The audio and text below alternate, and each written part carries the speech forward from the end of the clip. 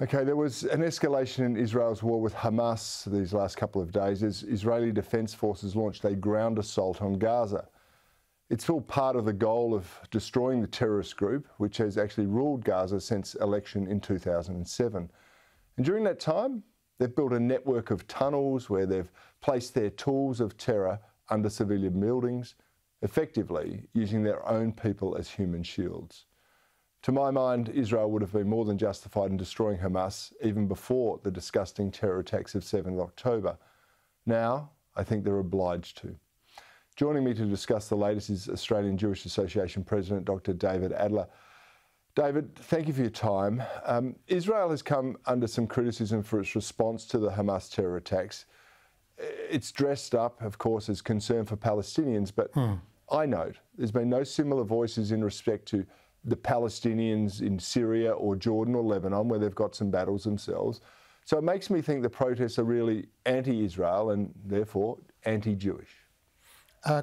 Cory, you should be not surprised at all that there might be some hypocrisy, and what you've touched on is a major element of hypocrisy. Arab Palestinians exist in Lebanon, Syria, Jordan. In none of those places are they well treated. And in fact, there was a big refugee camp in Syria called Yarmouk, and over 300,000 were killed in the civil war by Assad. No protests in our street, no concerns. They're prevented from entering into certain work, certain professions, voting, of course. It's a scandal. If you want to look for real apartheid, you'll see it outside the borders of Israel in places like Lebanon, Syria and Jordan against the Arab Palestinians. No one seems to have the slightest concern. Yeah, it's extraordinary. Now, David, of course, for us over this side of the world, we look at what's going on in Israel and in Gaza, and it's a world away. But it's very personal for many Jews, of course, because it is their holy land. But it's also, you've got families there. Tell us about your cousin. She was killed in the Hamas slaughter at the Supernova Music Festival, I understand. Correct. And the Jewish community of Australia, nearly everyone has friends and family in Israel, and on the screen at the moment is the funeral notice of a young woman called Maya Biton. Normally she lives outside Tel Aviv in a place called Petach Tikva with her boyfriend, who's there in the photo. They were attending the music festival, and I found out about a week or 10 days after the 7th of October, after the slaughter of people at the music festival, that her body was amongst the dead. I guess it makes it even more relevant and closer. Cory, I've got to tell you, I have not inquired as to the detail. I just hope her death was quick, because there have been reports of the most sickening things that Hamas has done to young women at that music festival, and hopefully she was just one of the ones shot down as she ran. It's a dreadful thing to wish for. David, my heart goes out to you and all the Jewish community, to be honest, because no one should have to have their friends and family exposed to such atrocities. Yeah, they're not combatants. Gemma Tonini, she's a regular here on Sky. Sorry, Dave.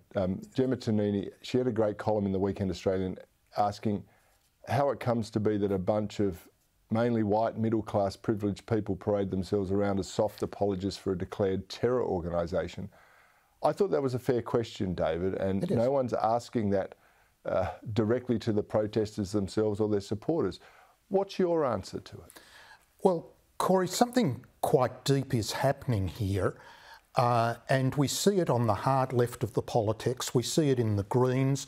We see it in some of the activists, that if you've been sold, the academics, some in the arts, etc., if you've been sold on the notion that Western civilisation, Western democracy is wrong, if you lean towards socialism or communism, then perhaps even unconsciously you are opposing Judeo-Christian values. And of course, where did the Judeo-Christian values begin? Began in the land of Israel, both the Judeo and the Christian side.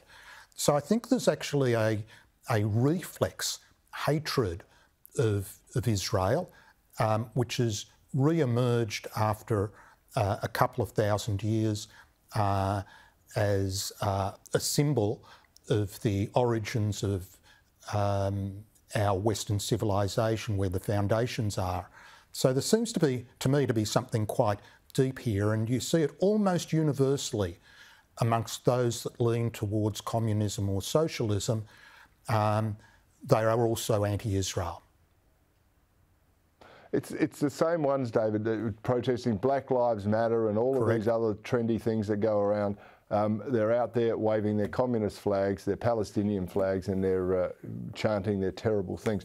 Cory, these explain this to me. And I've asked a lot of people, and sorry, you go. I was just going to say, these are also the same ones who, for the same reason, can't tell you what a woman is, who think that, you know, there are multiple genders. I mean, all the basics of the Judeo-Christian foundations, and whether you're religious or not, you just, you know, it's basic biology, it's basic wisdom, all these things. You can tick the boxes: climate change, gender, all of them, and anti-Israel. There's a long list of them, isn't there? Yeah.